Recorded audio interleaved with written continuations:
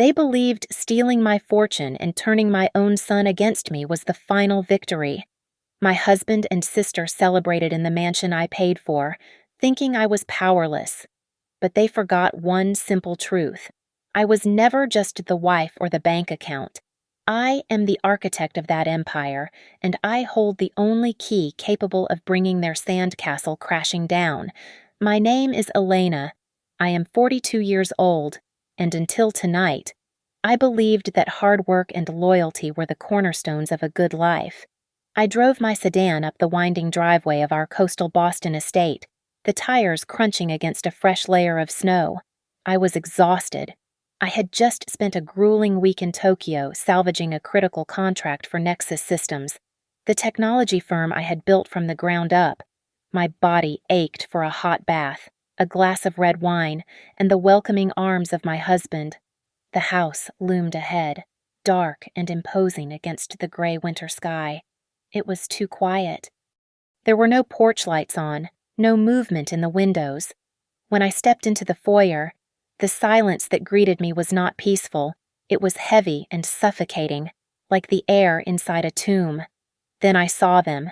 3 large suitcases were packed and standing rigid like sentries by the front door. They were my suitcases. I walked into the living room, my heels clicking sharply on the hardwood floor. The fire was crackling, casting long, dancing shadows on the faces of the people sitting there. It looked less like a family gathering and more like a tribunal. My husband, Gavin, sat in the center of the leather sofa. My mother, Margaret, was in the armchair to his left. My younger sister, Chloe, was perched right next to Gavin, her hand resting possessively on his knee. And standing by the mantel was Sam, my son, my 20-year-old boy. Gavin did not stand to greet me. He looked at me with a cold, detached expression, the kind one might wear when firing a redundant employee. He spoke first, his voice devoid of any emotion. He told me that he was filing for divorce. He said that he and Chloe had been in love for a long time, and that unlike me, she was the only woman who truly understood his soul. I felt the air leave my lungs. I turned to my mother, desperate for her to stand up, to scream, to slap him. Instead, Margaret took a sip of her tea and looked at me with a disappointed sigh. She told me that I had brought this on myself. She said I was always too ambitious, too focused on work, and that a man needs tenderness and softness, things she claimed I simply did not possess. She looked at Chloe with pride, as if stealing a husband was an achievement. But the knife that truly severed my heart came from Sam. I looked at him, the boy I had carried, the boy whose tuition and mistakes I had paid for with my own sweat. I asked him what was happening. He did not look away. He looked bored.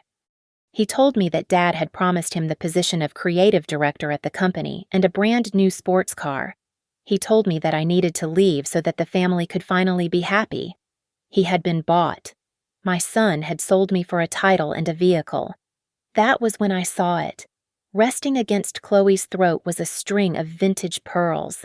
They were my grandmother's pearls, an heirloom that had gone missing 3 months ago. I had torn the house apart looking for them, weeping in frustration while Chloe hugged me and told me they would turn up eventually. She had been stealing from me long before she took my husband. I did not scream. I did not cry.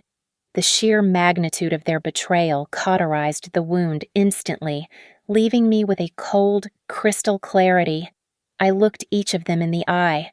I told them, in a voice that was barely a whisper, that they were making the biggest mistake of their lives. Gavin did not like my calm. He snapped his fingers, and 2 men from a private security firm stepped out of the shadows of the kitchen. They grabbed my arms. They dragged me to the front door and shoved me out into the biting cold of the snowstorm. The heavy oak door slammed shut behind me. I stood there in the driveway, shivering in my thin coat, clutching my car keys in a freezing hand. Through the large bay window, I watched as Gavin picked up a bottle of champagne and poured 4 glasses.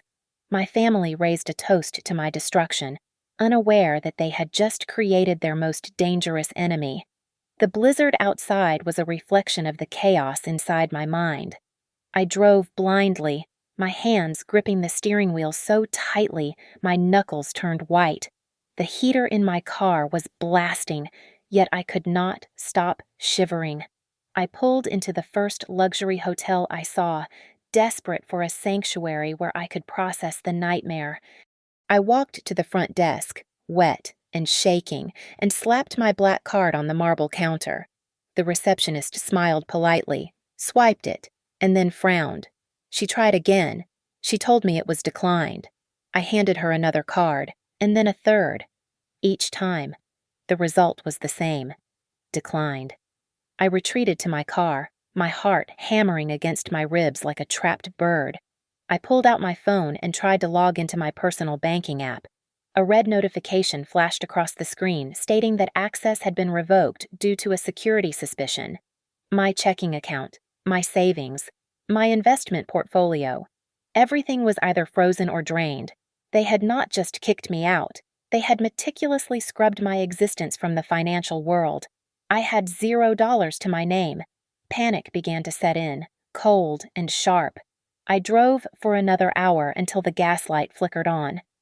I had no choice but to pull into a dilapidated motel on the edge of the highway, the kind of place where the neon sign buzzed with a dying flicker. The night manager looked at me with suspicion when I told him I had no cash. I unclasped the vintage watch from my wrist, a timepiece worth $50,000, and slid it across the scratched counter. I told him it was his for a single night of shelter. He snatched it without a word and tossed me a plastic keycard. The room smelled of stale smoke and damp carpet. I sat on the edge of the sagging mattress, staring at the peeling wallpaper. My phone chimed with an email notification.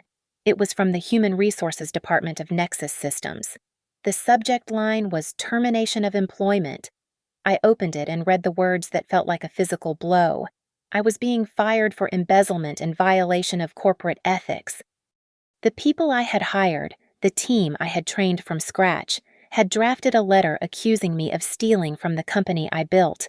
I dropped the phone on the bed and buried my face in my hands. Images of the last 2 decades flashed before my eyes. I remembered working 18 hours a day, missing holidays, and eating dinner at my desk just to make sure the company survived. I did it all for them. I paid for my mother's medical bills. I funded Chloe's endless vacations to Europe to help her find herself. I bought Gavin the suits he wore to play the part of the successful CEO. I realized then that I was never their family. I was their engine, their ATM, a tool to be used until it was worn out and then discarded. The phone buzzed again. This time it was a text message from Sam. I picked it up, a foolish spark of hope igniting in my chest that perhaps my son had come to his senses. The message read, "Mom, do not make things difficult for Dad. If you file a lawsuit, I will lose my inheritance rights. Just let us be happy." That message was the final severing. The grief that had been drowning me evaporated instantly. In its place, a glacial rage settled in my gut. My tears dried up. My breathing steadied. They thought they had stripped me of everything, but they had forgotten who I was. Gavin was the CEO on paper, but he was a man who struggled to convert a PDF file. He knew nothing of the architecture of Nexus Systems. I reached into my bag and pulled out my personal laptop. The battery was low, and the motel Wi-Fi was non-existent. I tethered the connection to my phone's spotty 4G signal. My fingers flew across the keyboard, bypassing the standard login portals. Gavin did not know about Shadowgate. It was a redundant server system I had built years ago for internal audits, a backdoor that bypassed the main administrative controls. The screen flickered to life. I was in. I was not just a scorned wife crying in a cheap motel room anymore. I was the creator returning to her creation. I began to pull the data, my eyes scanning lines of code and transaction logs. The hunt had begun. The glowing screen of my laptop was the only light in that dingy motel room, illuminating the truth that had been hidden in plain sight for decades. As I scrolled through the data retrieved by Shadowgate, The fragmented pieces of my past began to assemble into a grotesque mosaic. It became clear that the toxicity of my family was not a sudden development, but a carefully cultivated structure. My mother, Margaret, had always designated roles for us. Chloe was the fragile princess who needed constant protection and adoration. I was the pillar, the workhorse whose sole purpose was to sacrifice so the others could thrive. A bitter memory from 20 years ago surfaced, sharp and stinging. I had just been accepted into an Ivy League university, a dream I had funded by working double shifts at a diner throughout high school. I had saved every penny for my tuition. But when Chloe went through a minor breakup with a high school boyfriend, Margaret sat me down. She told me that Chloe was suffering from severe depression and needed a change of scenery to heal. She guilted me into surrendering my entire savings account to fund a 3-month European vacation for my sister. I stayed behind, taking out massive student loans, while Chloe sent postcards from Paris and Rome. That was the pattern. I bled so she could shine. Then there was Gavin. When we met, he seemed like a savior, a charming prince who promised to share the burden. But looking at the internal company logs now, I saw him for what he truly was. He was an empty suit. He possessed charisma but lacked intellect. I was the one who wrote the code, designed the architecture, and strategized every merger that took Nexus Systems from a garage startup to a global empire. Gavin simply stood at the podium and took the applause. I dug deeper into the files, accessing the archived footage from the security cameras inside our home cameras Gavin thought were disabled. The timestamp was from 2 years ago, shortly after Margaret forced me to hire Chloe as our event manager because she was unemployed again. I watched in silence as the grainy footage showed Gavin and Chloe together in my living room, then in my kitchen, and finally heading up the stairs to the bedroom I paid for. They were laughing. They were intimate. This had been going on for years, happening the moment my car pulled out of the driveway for my frequent business trips. But the most devastating blow was not the affair itself. It was a folder of chat logs between Gavin and my mother. I read the messages with a nausea that roiled in my stomach. Margaret was not just a bystander, she was the architect. In one message dated 6 months ago, she instructed Gavin on how to slowly siphon assets into offshore accounts. She wrote that they needed to protect the money from Elena before the divorce. She called me a cash cow that was starting to run dry. My own mother had conspired with my husband to rob me, all to ensure Chloe could maintain her lifestyle. I continued my search and stumbled upon a hidden directory on Gavin's drive labeled Project Phoenix. I opened it and realized Gavin had made a fatal error. He was arrogant enough to keep records. The folder contained detailed plans for massive money laundering schemes and tax evasion strategies using shell companies. He was funneling corporate profits into private accounts to fund their lavish future. I sat back in the creaking chair, the cold rage in my chest solidifying into a weapon. They thought they had broken me. They thought stripping me of my title and my home would leave me helpless. But they had handed me the very ammunition I needed to destroy them. I would not just sue them for divorce. I would not just fight for custody. I would use their own greed to orchestrate their total annihilation. I closed the laptop, a dark smile touching my lips for the first time in hours. The game had changed, and I was no longer playing by their rules. The first rays of sunlight that filtered through the dirty motel curtains did not find me sleeping. I was already dressed in my wrinkled suit, my mind sharpened by a sleepless night of strategy. I picked up my phone and dialed a number I had not used in 5 years. It belonged to Marcus Vance, a ruthless competitor in the tech industry. Gavin had played dirty to steal a government contract from Marcus 3 years ago, a move that had nearly bankrupted Marcus's firm. I knew Marcus was a man who held grudges, and I was counting on it. We met an hour later at a discreet coffee shop in the industrial district, far away from the prying eyes of the financial elite. Marcus sat across from me, his expression wary. He noticed my lack of jewelry and the fatigue in my eyes, but I did not give him the satisfaction of pity. I did not ask for help. I did not ask for a loan. I placed a flash drive on the table between us and told him I was offering a business transaction worth millions of dollars. I explained that the current stock value of Nexus Systems was a lie. I showed him the raw data proving that Gavin had been artificially inflating user engagement metrics by 40% to drive up the share price. I told Marcus that when this news broke, the stock would crash.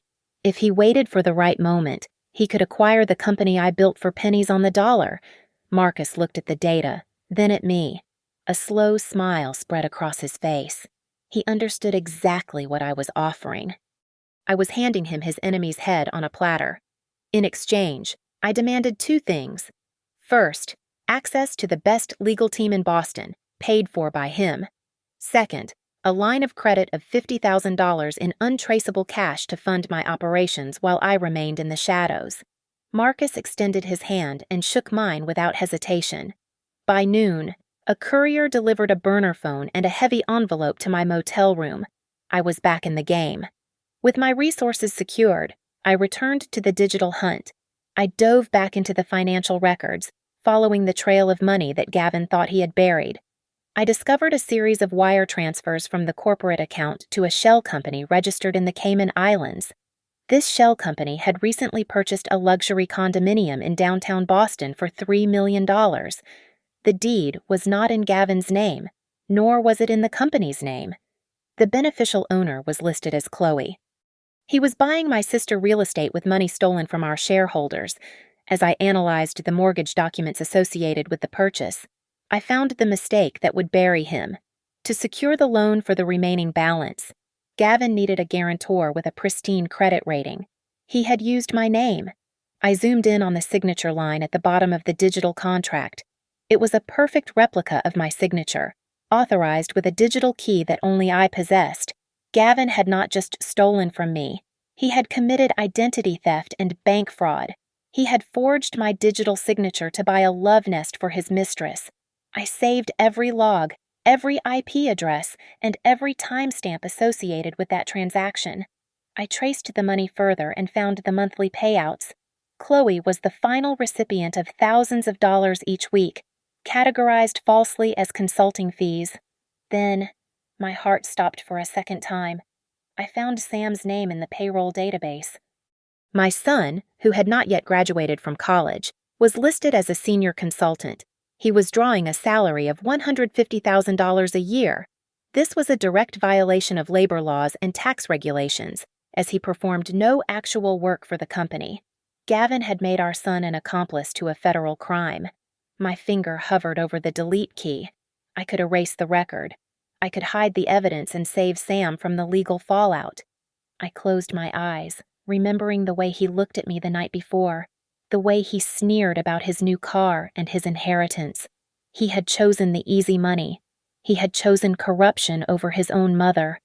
I pulled my hand away from the keyboard. I would not save him.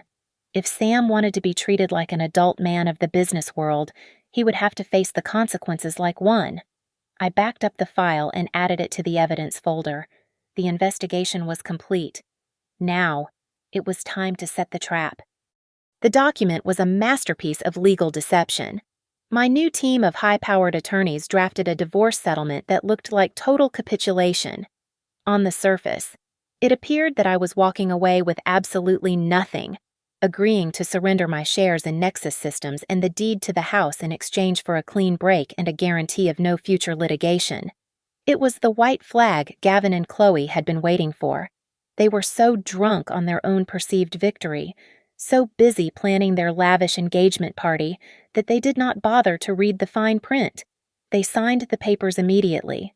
They had no idea that on page 45, buried beneath dense paragraphs of standard boilerplate text, sat a clause known in the corporate world as a poison pill. The provision was simple but lethal.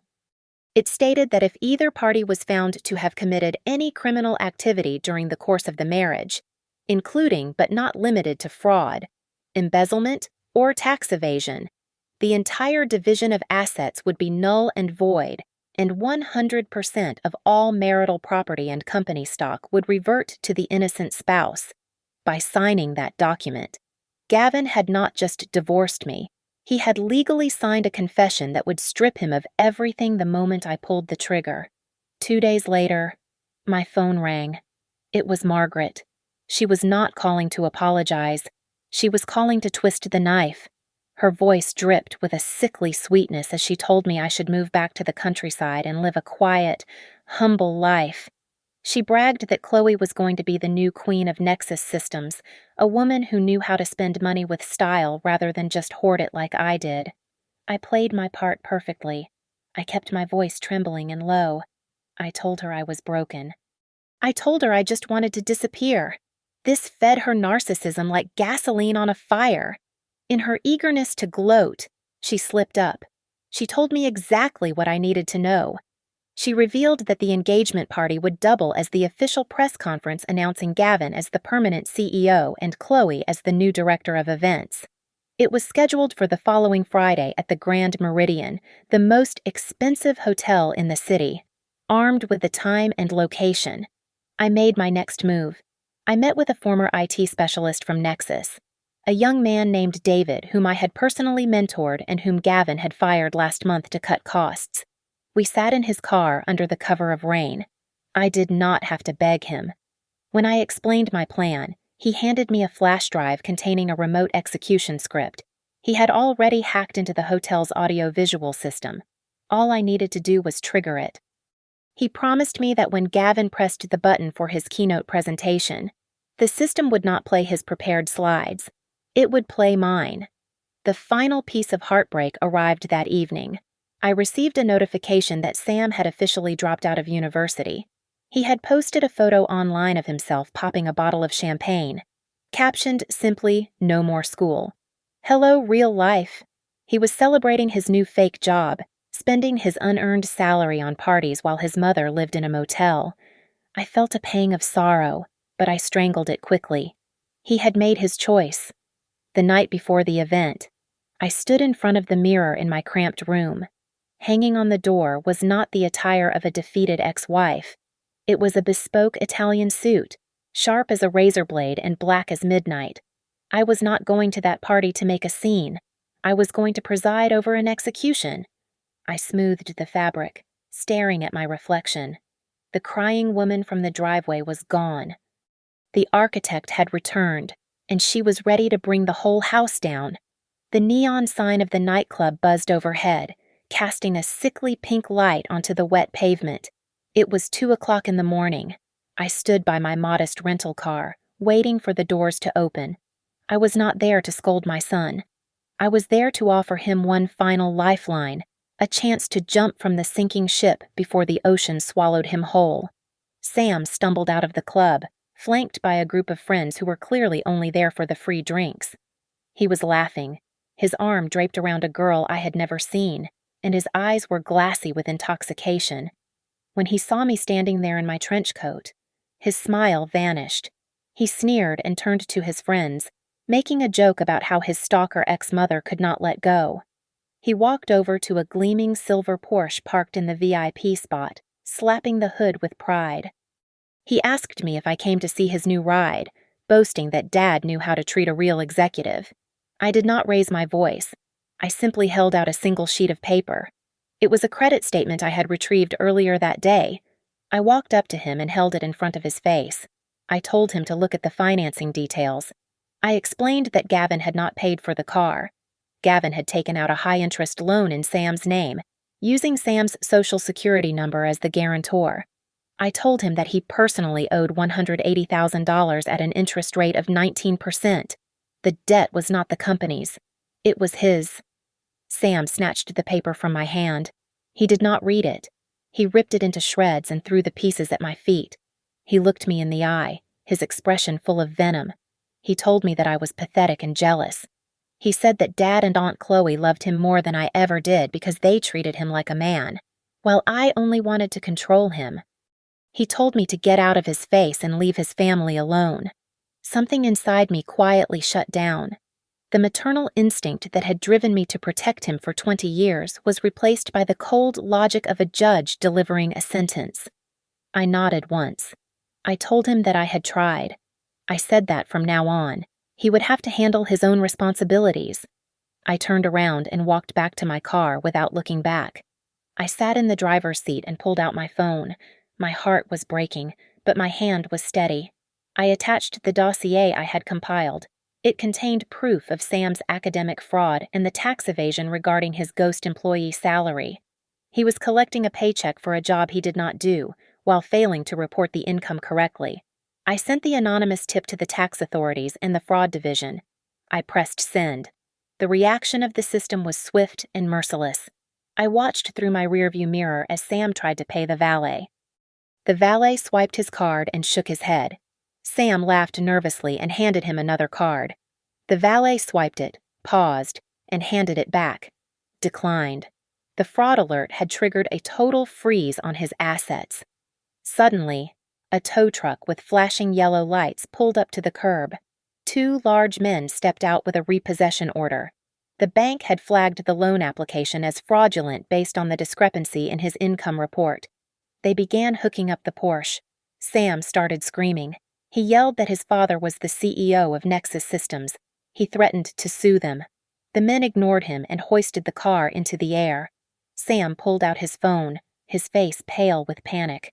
I knew who he was calling. He dialed Gavin.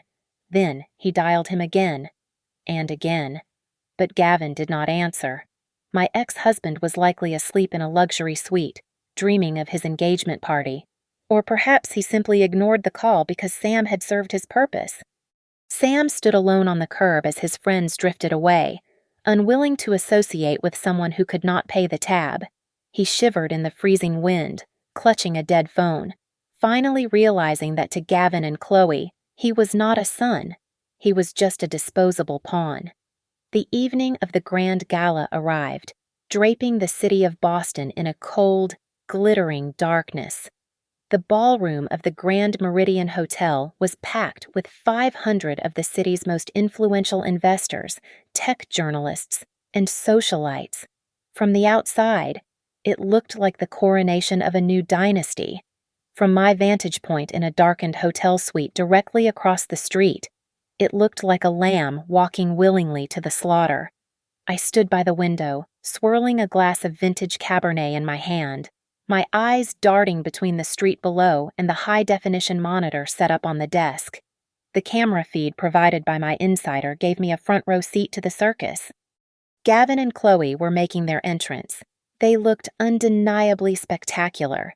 Gavin wore a tuxedo that cost $5,000, and Chloe was draped in a shimmering silver gown that clung to her like a second skin. They stopped for every photographer, flashing practiced smiles. I turned up the volume to hear Gavin tell a reporter from the Financial Times that Nexus Systems was entering a golden age of innovation and that Chloe was the spark that had reignited his passion for business. They spoke of true love and destiny, rewriting history while the ink on our divorce papers was barely dry. My mother, Margaret, was in her element. She flitted from group to group, clutching a glass of champagne. Through the high-quality microphone feed, I heard her boasting to a major shareholder. She called Chloe her most talented daughter, the one who finally brought sophistication to the family name. She laughed and said that I was always better suited for the back office, whereas Chloe was born for the spotlight. It was a rewrite of reality that would have been impressive if it were not so delusional. I picked up my burner phone. It was time. I sent a single encrypted message to Marcus Vance and the federal agent leading the investigation. The reply came back instantly. The FBI agents were already in position. They had secured the exits and were stationed in the service corridors, dressed as waitstaff and security. However, they had agreed to my specific request. They would not move in yet. For the fraud charges to stick with maximum severity, Gavin needed to do more than just cook the books in private. He needed to present those falsified numbers to the public and potential investors. He needed to commit securities fraud on a live broadcast, on the screen. The lights in the ballroom dimmed. A spotlight hit the center stage, and the room fell silent. Gavin walked up to the podium, looking every inch the master of the universe. He cleared his throat and began his speech. He projected a confidence that was entirely unearned. He started listing the figures. He claimed that Nexus Systems had seen a 300% growth in user engagement over the last quarter.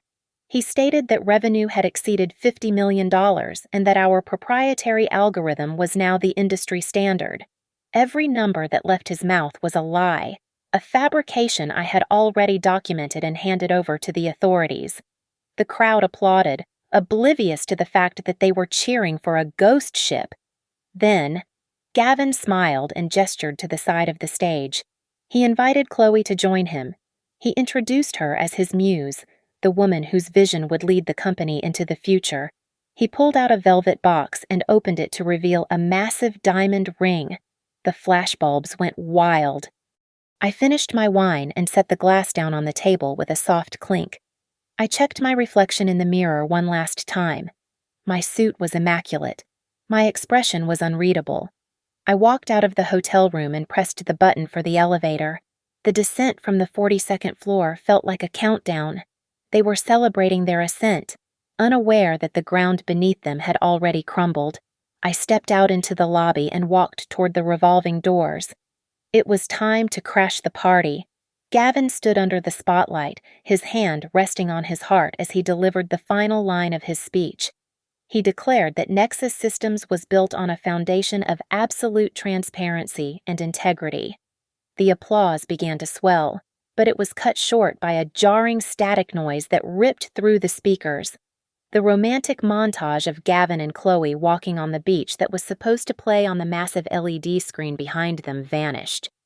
In its place, a stark, high-contrast graphic appeared. It was a forensic accounting map. The screen was filled with red lines connecting the corporate accounts of Nexus Systems to a web of offshore shell companies.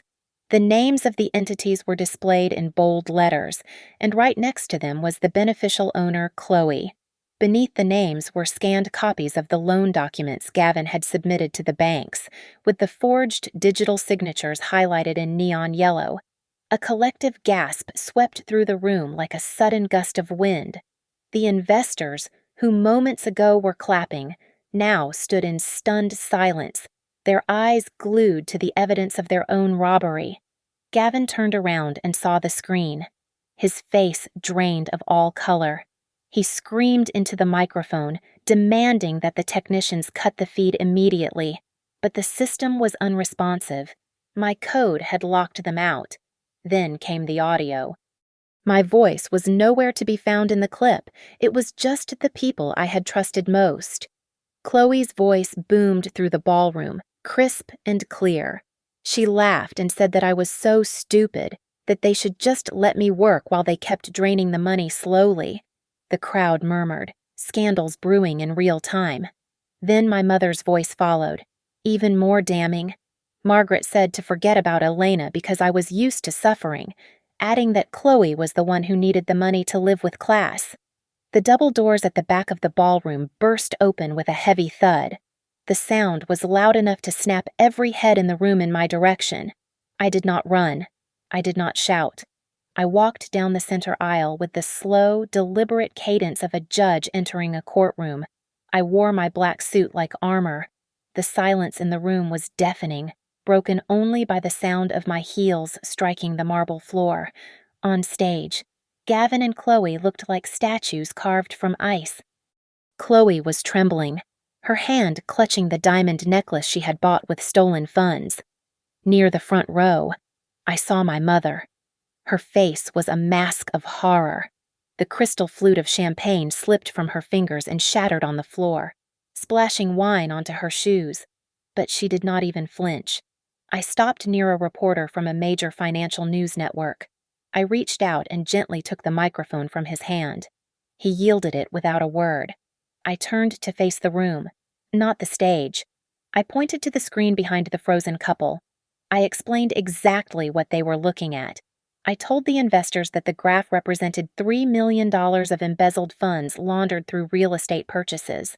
I pointed out the inflated user metrics, explaining that the growth they celebrated was a mathematical impossibility fabricated to boost the stock price before a sell-off. Gavin tried to speak, to stammer out a denial, but I drowned him out. I addressed the room one final time. I cited the divorce agreement that Gavin had signed only days ago. I recited the poison pill clause from page 45 from memory. I announced that due to the criminal nature of the activities displayed on the screen, which constituted a breach of the settlement terms, the forfeiture clause had been triggered. I declared that effective immediately. I was reclaiming 100% of the company shares and all marital assets. The empire was back in my hands. The silence that followed my announcement lasted only a heartbeat before the doors burst open again. This time, it was not for a dramatic entrance but for a raid. A dozen federal agents in tactical gear swarmed into the ballroom, their voices booming over the shocked murmurs of the crowd. They shouted commands for everyone to remain calm, but the room dissolved into absolute chaos. The pristine facade of the gala shattered instantly as waiters dropped trays and investors scrambled to distance themselves from the stage. Gavin saw the walls closing in. He did not try to defend his wife or his mother. He abandoned them. He jumped off the stage, knocking over a heavy floral arrangement, and sprinted toward the emergency exit at the back of the hall. He shoved a waiter aside, his eyes wild with panic, reaching for the push bar on the door. But before he could crash through it, the door swung open from the outside. Marcus Vance stood there, leaning casually against the frame with a satisfied smirk on his face. He blocked the path with his broad shoulders, grabbed Gavin by the lapels of his tuxedo, and shoved him violently back into the room, straight into the arms of two waiting officers. On the stage, Chloe was unraveling. As an agent grabbed her wrists to restrain her, she began to scream.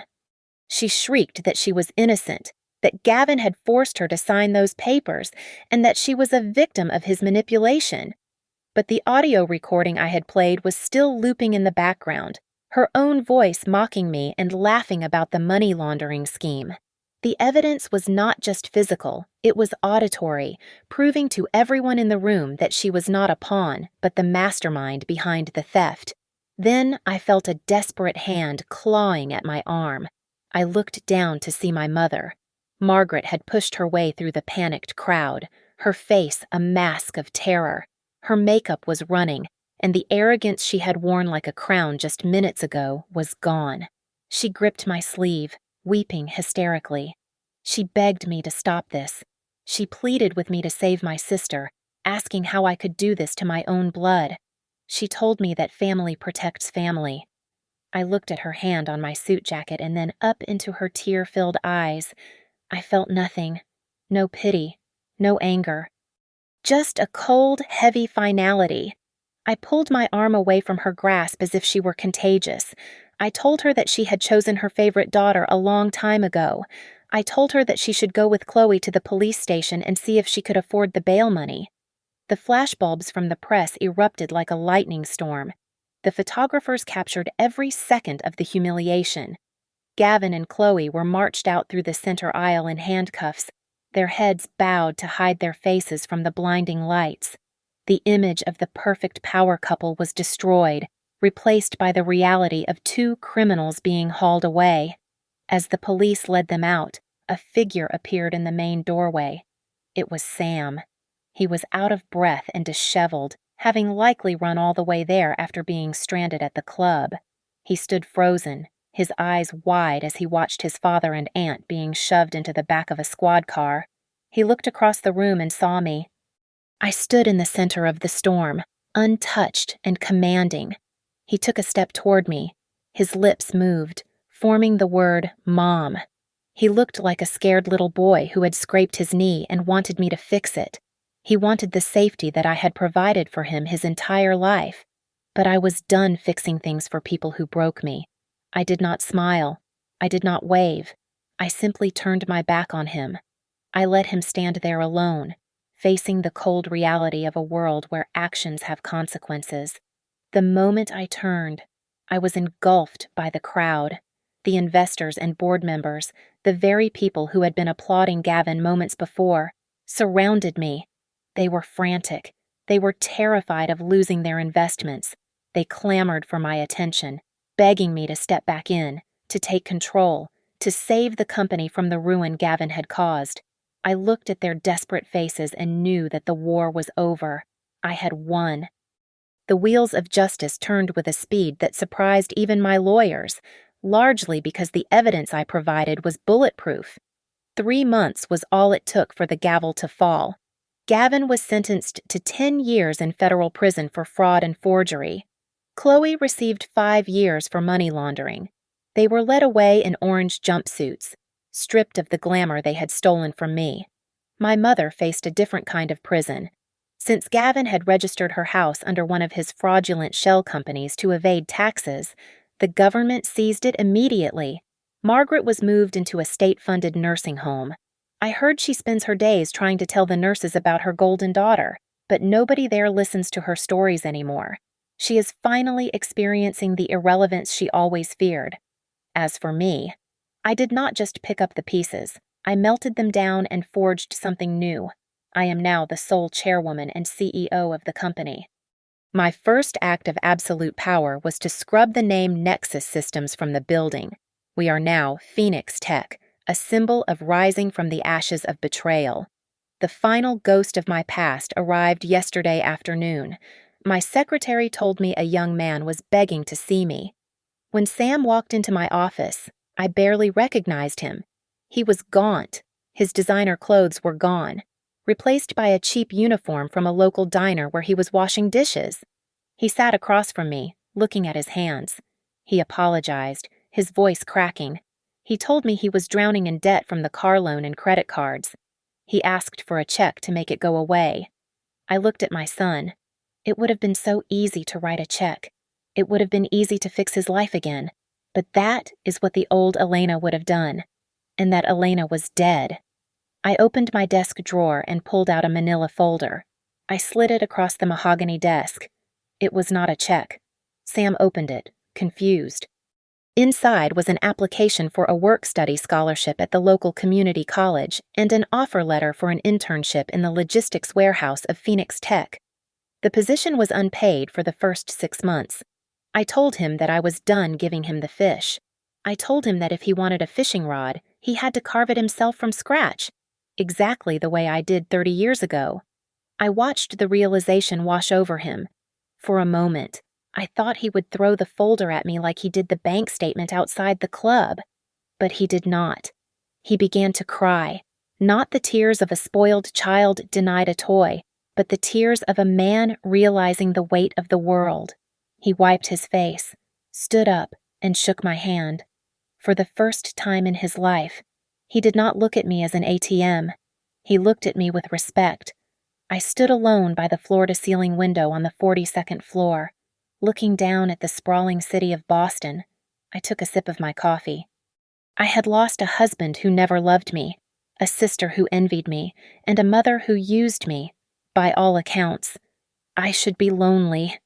But as I watched the sun reflect off the harbor, I felt lighter than I had in decades. I had saved my company. I had saved my dignity. And in a way, I had saved my son's soul from rotting in the lap of unearned luxury. I smiled at my reflection in the glass. The storm was over, and the empire was finally, truly mine. Thank you so much for listening to my story. I would love to know where you are tuning in from, so please drop a comment below and share your thoughts on my journey. Do not forget to subscribe to Lily Revenge Stories, like this video, and hit that hype button to help this story reach even more people.